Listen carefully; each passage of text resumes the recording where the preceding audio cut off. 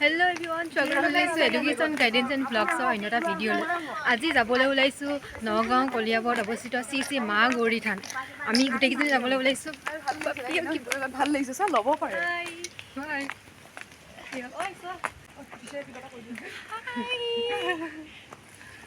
মই সবৰে নজৰ নালাগিবলে মানে মই আহিছো গম পাইছে।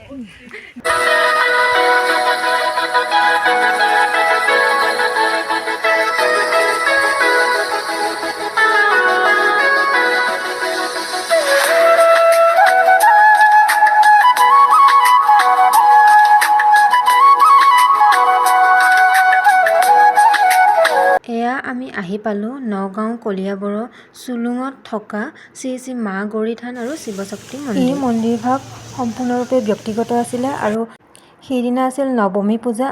আৰু অষ্টমী দিনাখনো গৈছিলোঁ। ইয়াৰ আগৰ ভিডিঅ'ত অষ্টমীৰ কিছু ক্লিপছ দিয়া আছে। তালৈ গৈ আমাৰ মনটো খুবেই ভাল লাগিলে। যদি আপোনালোকে আহিব বিচাৰে আহিব পাৰে। তাৰপিছত আমি গ'লোঁ বিশ্বনাথ চাৰিআলিত থকা হনুমান মন্দিৰলৈ, যিহেতু সেইদিনা ৰাম নৱমী আছিলে। ৰাম নৱমী চেলিব্ৰেশ্যন হৈ আছিলে।